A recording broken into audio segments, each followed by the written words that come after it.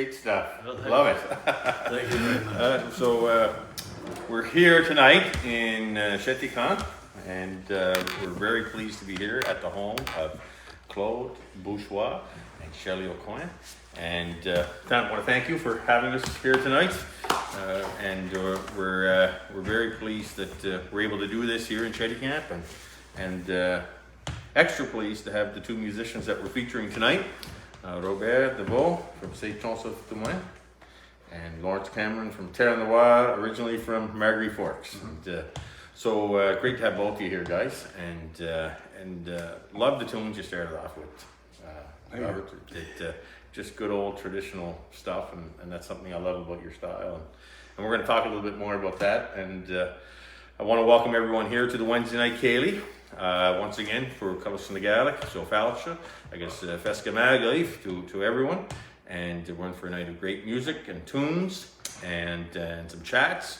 We'll save some of those questions and that sort of thing for through the evening. But at this point in time, actually at the Gaelic College, at Colas na Gaelic, we have March break students in. So we just had over 50 students that finished up after the weekend on Monday, and then tonight, Wednesday night, we have another 50-some coming in as well. So well over 100 students taking part in March break programs.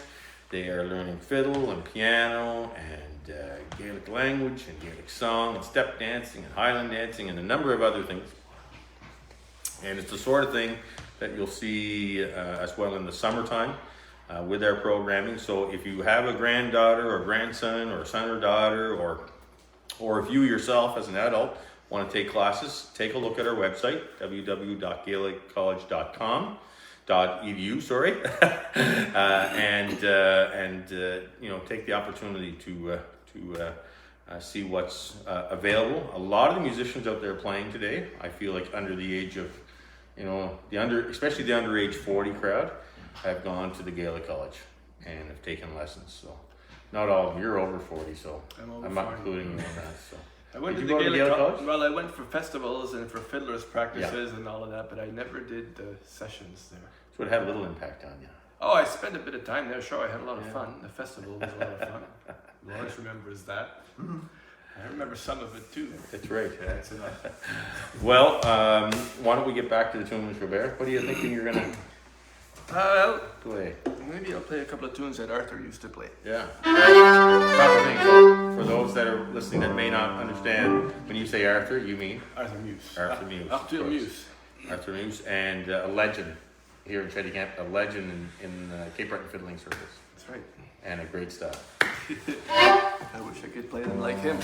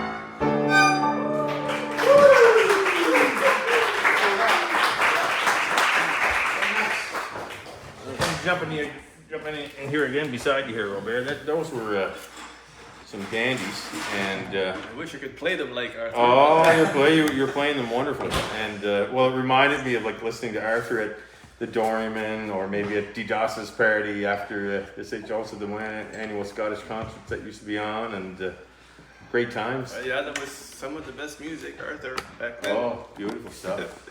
He had a special special sound and a special gift to kind of play the tunes a certain way, and even the little smile that he would put on when he was playing was something special. You know. Arthur and Mary Jessie McDonald on the piano was some of the very best. Nice stuff. The best. So speaking of that, let's just to give people a feel for where you started learning how to play, maybe some of your influences. Obviously, Arthur was one of those influences.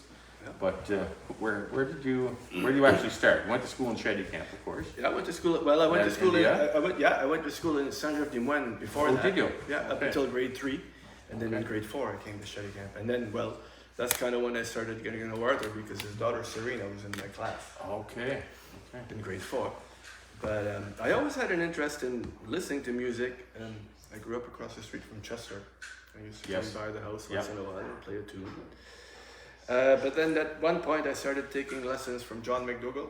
Oh yes, every Monday night. Yeah, when I was Scottsdale. Just outside of Scottsdale. Yeah. And when I was probably in grade 9, I started going there every Monday night for a few winters. And then Peter Poirier around the same time.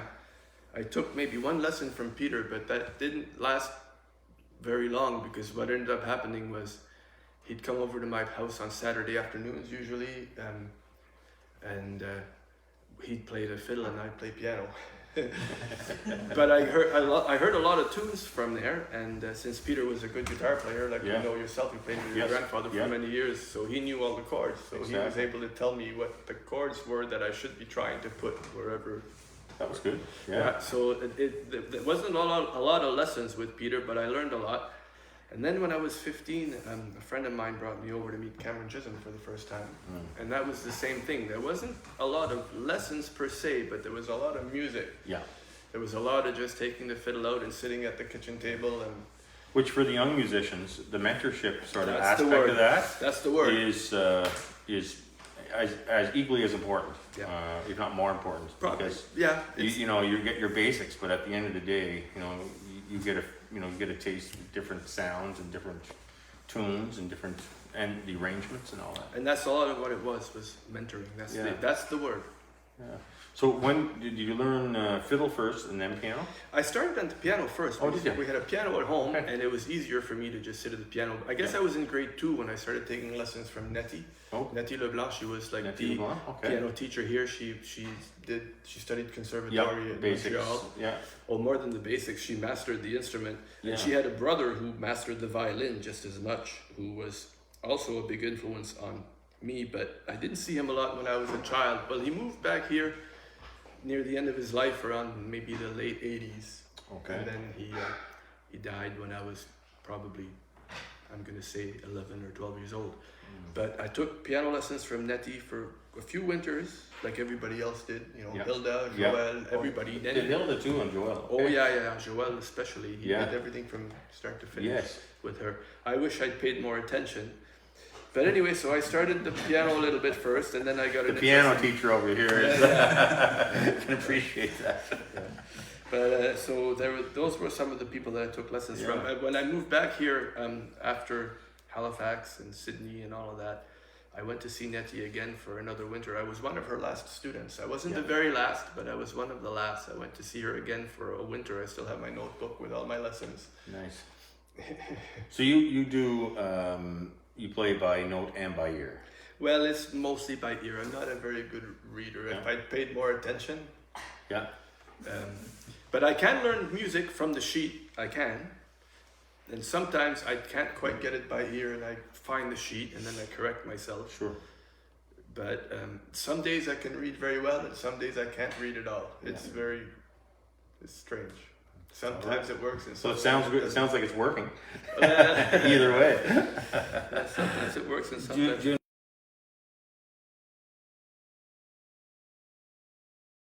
tunes. The emergency alert's going off. We're all Sorry about that. Everything's under control? Yeah. Any the names of some of the you know any of the names of some of the tunes you were playing there that we could just mention to the folks online? 'Cause a lot of times it's musicians that are listening and they're saying, In some cases, "What's I know this the tune?" names. Yeah. Now, the very first group of tunes I played, the jigs, we looked for the name for that for years. And I asked Kinnan one time, and he said, "Well, we always called that Jimmy's jig," but he wasn't sure that that was the proper name. But in fact, it was. It was one of my second cousins, Ceilidh Fizette, messaged me one day, and she said, "I found the name for that tune," and it turns out it was played on Don Messer and all of this. Okay. And it was composed by a guy from Northern Ireland whose name was Jimmy McGill. And hence the name He Jimmy's called Jig. it Jimmy's Jig. Ah, It's also the same guy who composed the Crooked Stovepipe. interesting.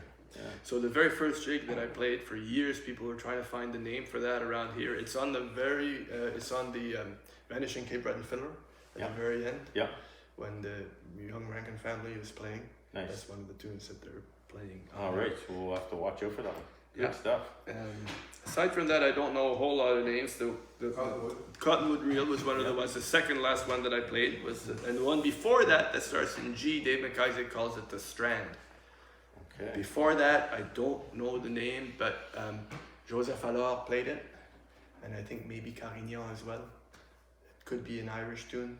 Nice. And then after that, there was a bunch of kind of marches that I don't really know the names to any one of them. I knew somewhere, but I don't. Tune Pal is really good for that. Oh, Play it into your phone and it tells you the name. They're all great tunes. All great tunes. So we'll get back to the tunes. Before I do, I want to anybody that's locally here in Ceilidh, or if you're looking for some music Friday night, there's music at the Doryman with Claude. Is on. You on guitar or piano? Guitar. He's on guitar with Chester Delaney, and he's on the fiddle. So that'll be Friday night. What's that for Wing Night? Wing Night? Yeah, and then on Mondays from 6 to 7 on CKJM is Claude does his radio show and lots of great music on that. So from 6 to 7, and that is, let me see now, Coup d'Anché? Yeah. Coup d'Anché. I hope I'm saying that It's all right. fiddle. Yeah, it's all fiddle. So coup is like the bow, you said? Yeah. And Cut of the bow. cut of the bow. And coup in Gaelic, of course, because we're Gaelic college as well as dog. Spelled a different way. But 6 o'clock, take a gander on the radio station. The local radio station here in Ceilidh Camp is tremendous. They promote a lot of local musicians. There's a lot of great fiddle music. There's a lot of great country music. There's a lot of other styles of music as well, and well outside of the boundaries of the community here and the region, the Acadian region, if you will. So tune in and support them. And I know that you've done some things here, I think, to support them in the house. We're in the house that's only in the garage here. So we're just a little over a year old, under a year old. The house here, it's great acoustics. The home of Claude and Shelley, and we really appreciate them hosting us here tonight. And we're going to get back to some more tunes from Robert and Lawrence Cameron on the keys. Cheeks. Oh, one last thing. If you want to make a donation to the Gaelic College, before I forget, they truly make a difference for us in the wintertime especially. We don't have our traditional Ceilidh at the Gaelic colleges yet. We'll go back later in April. But so any donations are gratefully accepted. They really do make a difference. If you want to sponsor a Ceilidh, let us know. And contact me, and Ryan will put my information up there. So, again, you might want to do it for a loved one, in honor of someone, or just to sponsor it as a business as well. We'd be happy to acknowledge your business. That's it for me. Back to the tunes. What's the name? What kind of fiddle do you have? It's a copy of a Stainer Copy of a Steiner? Okay. that I inherited from Willie Joe Chesson, who had got it from Jerry Holland, Nice. who got it from Dougie McDonald, and it was co-owned, if you will, between Willie Joe and Jerry, because Jerry couldn't play 2 violins at the same time. Yeah. But he really liked this one, and so he left it with Willie Joe to take care of it, and And eventually, the rest is history. eventually I inherited it. Nice.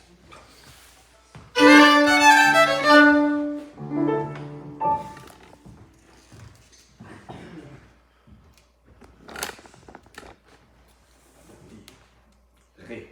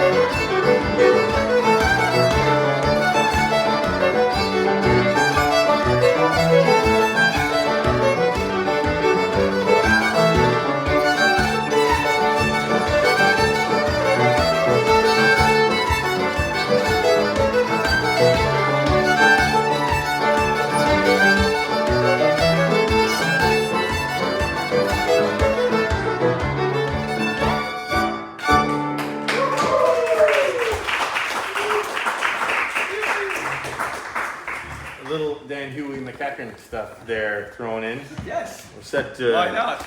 Was that my I think Juanita's Jig? It's the last one, and the one before that might have been Marie McGuinness. Yeah. That Teresa McClellan put on an album. Nice tune. Oh, it's one of the best. Dandy tune. Yeah. It's the Queen of the Marches. Teresa McClellan for sure. Yeah. No one will ever beat Teresa. Yeah, and I'd often hear my grandfather Don Angus play that tune as well. Don's beat. We might have a Teresa march up our sleeve. Yeah. Well, why don't we switch gears a little bit? we'll get Lawrence to maybe do a piano solo, and then we'll come back to you and give you a little break for a second. And Lawrence from Marguerite Forks. Just a couple of weeks ago, we actually had your sister on, and she was doing some singing, and your nephew as well was playing, and great stuff on their trip to Ireland, and they're actually over in Ireland now. And so that was Lisa, and of course, and then your nephew as well. And that was great. Your mom was a piano player. Yep. A Rankin from Mabu. One of the Rankin family, if you will, I guess, and which would make Lawrence and I third cousins. Yeah. If you say so, yeah. Yeah. Okay. Yeah. Through the Rankins. Yeah. Through the Rankins. Yeah. Oh, that's right. Yeah. And I have a great grandmother that was a Rankin. So yeah. But so Robert mentioned where he learned from. What about you, Lawrence? Who taught you? Oh gosh. Well, I remember playing at home with my mother. I'd be playing the tune and she'd be chording or something like that. You know, when I was small. So finally, the local priest came. He was Father Huey. They called him Father Huey the Bird McDonald. Yes. Yeah. And so he gave me about a year of lessons there, and then I didn't have lessons until I was about 16 or 17, but they were mainly classical and that sort of thing. Yeah. Because I went to Acadia and I got my your degree. music degree. Yeah. Retired now. Retired teacher. Oh, happily. Yeah. From Cape Breton Highlands. Yeah. Before that, Marguerite Forks. Or no, I guess you were at different schools. Well, I started teaching. I subbed in Halifax. I taught in Ayrshire and Glace Bay and Sydney for about 5 years, and then I taught in Inverness for about 4 years, and then for the last 20 years of my career, I taught at Cape Breton Highlands. Cape Breton Highlands. Yeah. Just next door. Yeah, just right across the parking lot. Right across the parking lot. Yeah. Well, we're happy to have you tonight. Thanks for coming out, and pass it on to you. What are you thinking, tune-wise? It's a beautiful piano that Cloden, I forget your name, but that they have here. It's a beautiful piano, and so I'm gonna try something that Jim Morris Rankin is kind of famous for. Yeah. And please don't make any comparisons, okay? But I'm just gonna first cousin. go through it. It's called. So Jim Morris's father, Buddy, and your mother. Brother and sister. Yeah. Yeah. Yeah. Very good. Anyway, Johnny Cole. It's called. Johnny Cole. Okay.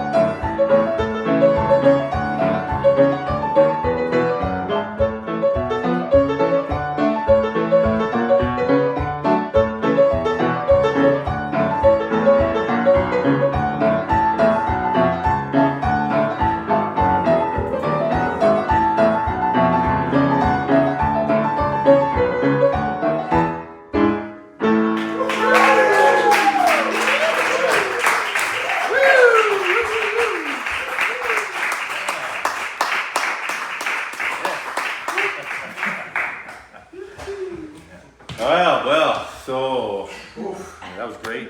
It's hard to beat Johnny Cope, eh? It's dandy. It's beautiful on the piano. It's beautiful. Especially a nice ringing one. I was just asking Claude about the piano, or he was telling me about the piano, and he found it on Marketplace over in PEI. Yeah. Traveled over to Charlottetown, picked it up, and now it's here in this beautiful house and dandy sound. Yeah. And it's great to hear you on it too. I think you had Devil in the Kitchen in the middle of that set, and then one of Don Lang's is Strats Bass just before that. Yeah. McKinnon Brook? No, McKinnon. it's not. Is that? No, I can't. McKinnon's Brook, I Yeah. think that's one of them. And, when he recorded, yeah, with the Deveaux and then Scottsville. And McKinnon's Brook, of course, up by the Mabel coal mines. Yeah. They're up above where a lot of our people came from. That's right. Including your own, yeah. Yeah. And then of course you had Scottsville Reel later on in the set as well. Another, traditional one that would be often here. Written by McFarlane up in Gillisdale. Exactly. Yeah, Gillisdale thing. A lot of people wouldn't realize some of that. Some of those things about they hear the tune, but they don't know who made it or where they were from. And Robert and I were talking about that even before we jumped into the Ceilidh stuff, like just different tunes and where they may have come from or where we thought they came from, and somebody else, finding different tunes and in different communities. So pretty interesting stuff. Anyway, really great to hear you, Lawrence, and great to have you. Thanks for being here tonight. And Lawrence has taught at the Gaelic College many times over the years as well, and we've been bugging him since his retirement, especially in the last number of years. We'll continue to bother you as well. Oh, it's not a bother. We love having you. Back to some fiddle tunes, Robert. Sure. Sound good. What are you thinking of now? I don't know. We mentioned sure. Teresa McClellan's name. Yeah? Maybe I'm thinking of Teresa. Yeah? Good stuff. All right, driver.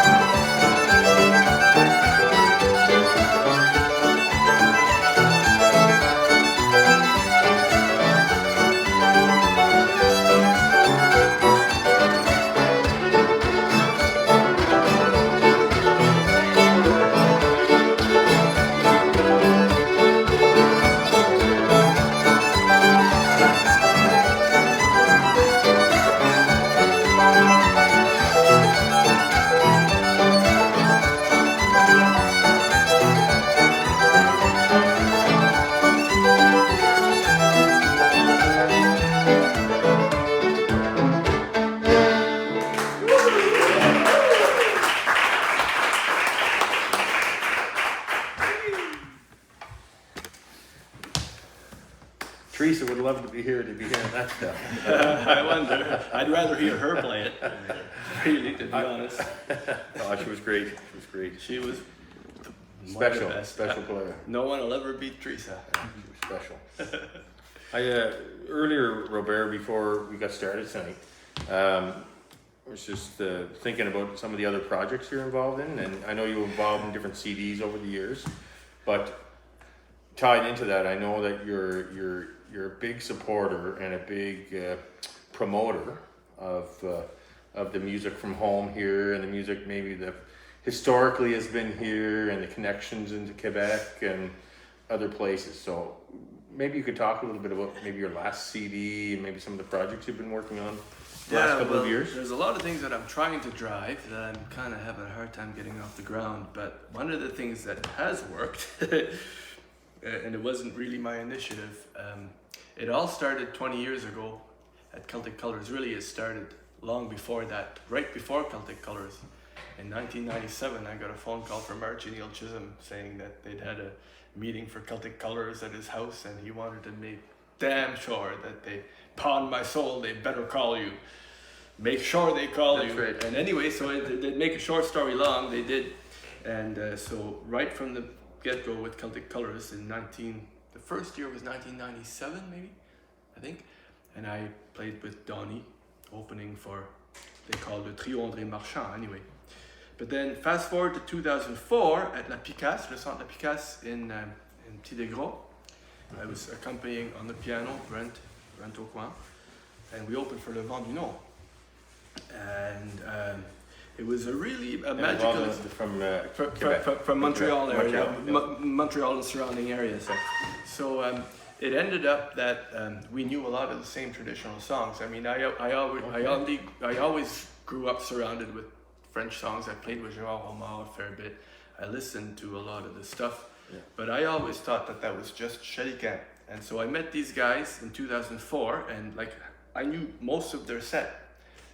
And so afterwards, I was telling so this song that you sang, well, we have 2 extra verses, and so they'd never heard them before, and but they also had verses that I'd never heard, and all of this. So right away we became friends, and then I started sending them stuff from archival materials here. They recorded probably a dozen of my songs, and then I'd get a message on Facebook Messenger from anywhere. It could be Boston or anywhere in Europe or any place. Someone was in the crowd, and they say, "Look, we're listening to these guys play. They just said your name on stage. We missed it, but here's the song."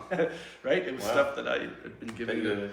So just before COVID, Nicolas and Olivier, they also have a duo, and so they reached out to me to see if I would want to collaborate on a project with them. So of course I said yes. So we had all of COVID to kind of work on it and share files back and forth, and I guess it was February of 2023 I went up to Saint-Antoine-sur-Richelieu, where Nicolas lives, and in October, right after Celtic Colours 2022, I went up and we did a demo. And then in February, we recorded it. We released it at Champ de Vielle Festival on 1st of July, 2023. And then we had a couple of launches for Celtic Colours here. 2 in Sydney and 1 here in Ceilidh, à la Place des Arts, Père Anselme Chiasson, which was appropriate because he was the researcher that gathered most of our material. Okay. And so that project, we performed it at the Festival de Moira Racine as well, which is the biggest French music festival in North America. So we played on the Friday night. There was probably 3,000 people there. Wow. And on Sunday night for La Bottine Souriante, there was easily 7,000 people there. It was just an amazing experience. And we were nominated for a couple of awards that we didn't win, but I had no expectations. I mean, we were nominated for a Prix Félix at La Disque with La Bottine Souriante in the same category. So it's hard to beat that. I didn't mind being... Just to be nominated, really. I mean, it's quite a thing. And then again with Les Prix Opus, La Disque was in October, and then the Prix Opus was just this February. I went up and I stayed a week. I went a week ahead of time and I stayed a week after. And of course, again, La Bottine Souriante was in the same category. This time it was Nicolas Pellerin who won, who's also works for the same production company that we work for. Anyway, the whole experience was just Superb. Tremendous. Yep. Well, I mean, it's important too, and it's important. I mean, musically, it's important, and it's neat to collaborate. But just culturally and here at home, it's important for those that are, you know, young people that are coming up, hearing perhaps these songs for the first time. If you're not sharing them, if you're not passing them on what you've heard or they've heard, Well, that's when it dies. it dies. And then Right. that's you know, we have people like Helen Creighton and P.S.M. Chiasson and Marius Barbeau and Laura Bolton and all these researchers who devoted their lives to gathering this stuff. Yes. And if we don't do anything with it, Yeah. then there's It's sitting what's the point? Okay, well, that's and hence, you know, honestly, it's one of the reasons why we do these Wednesday Ceilidhs, because we want to continue sharing some of the stories, sharing the music, and just talking about some of these things in the winter time. Back in April at the Gaelic College, please take a look at our programs that are coming up this year. There's lots of different programs in the summer. There are different Gaelic weekends happening. There are, you know, things like Celtic Colors that occur on site. Kitchen Fest, June 27th to July 5th this year, and we'll be announcing the venues, the days and the times very shortly. And then the music later on this spring that connects into all of that. You know, it's also music that we can hear as well on our radio station, CBFM online, so cbfm.ca.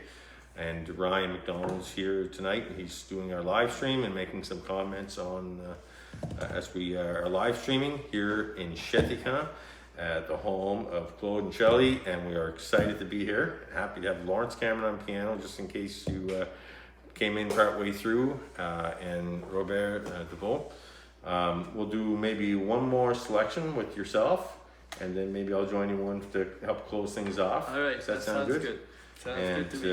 And want to say a special thanks to you and Lawrence as well, and looking forward to the next set. Well, thank you for inviting us. We're happy to have you. Happy to have you.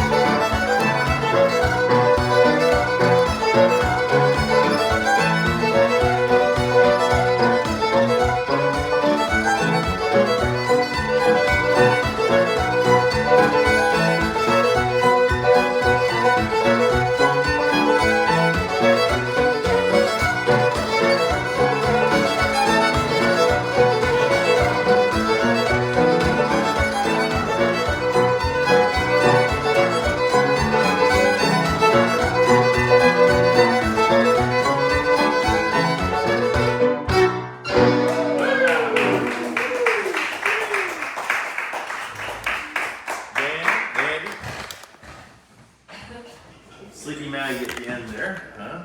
Throwing in the mix. And then another tune that Teresa was well known for playing. She recorded. John McCall's lament or John McCall, Farewell to the Scottish Horse. Very nice tune. Very nice. I just knew it was John McCall. John McCall. I think John McCall's Farewell to the Scottish Horse. Yeah. I think that's what it was. But we're going to we're going to get Claude. So I mentioned Claude's name a few times tonight, and again, thanks to Shelley and Claude for letting us come into their house here in Shetty Camp here tonight, and a few friends and people close by that joined us tonight. Thank you as well for coming here tonight and hearing some of the tunes that are being played. And thanks again to Ron for doing the live stream. Again, on Monday nights, listen to Claude's radio program on CKJM, and as well on Friday nights with Chester at the Doryman. And the Doryman, of course, is a great spot. It's one of those places that one of the places to go for music in Cape Breton Island. So after the winter time, I guess they'll get back to the regular Saturdays. I think they probably have the odd one now this time of year. And then, but you know, from the spring until Christmas time, every Saturday afternoon, great music. If you come to Shetty Camp, a vibrant community, a cultural community, an experience when you come here. So if you want to book rooms, check out the hotels here. There's lots of great places to stay, lots of great restaurants. Lots of great pubs with the Doryman, the Gabriel, and others. There's lots to do. Even bingo. I think I drove by the Knights of Columbus tonight, and I think bingo Every day of the week. But lots happening. Great arena here. A nice waterfront as well. A fishing community, but lots more.